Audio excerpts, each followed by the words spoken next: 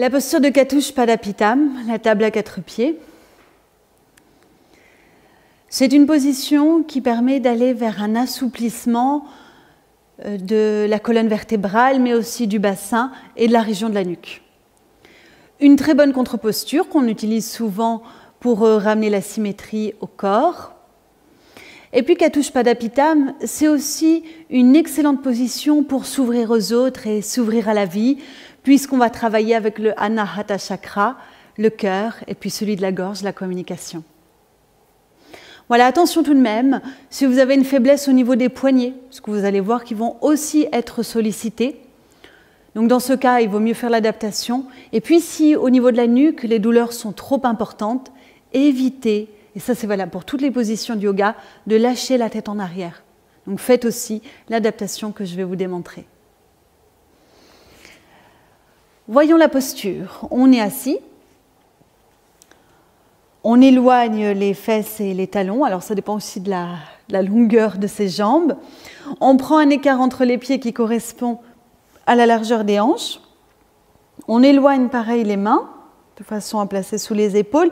Et on oriente les doigts, le bout des doigts en direction des fessiers.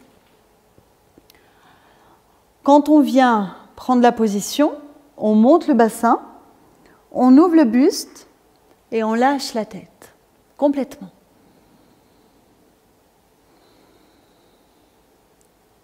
Il y a aussi une flexibilité intéressante pour les épaules.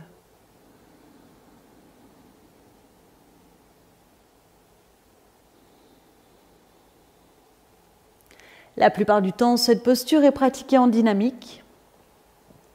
On est plus à l'aise de cette façon, mais on peut quand même la garder dans des temps statiques. C'est intéressant. Quand le corps va bien, on peut le faire.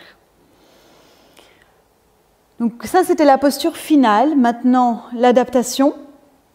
L'adaptation, on peut utiliser la brique. On place les mains dessus.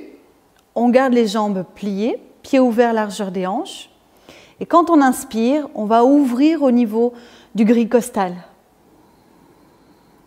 On tend les bras, pousse les mains sur la brique, on ne lâche pas la tête comme c'est une adaptation, on peut même rentrer un peu le menton, et on reste ici dans la posture statique.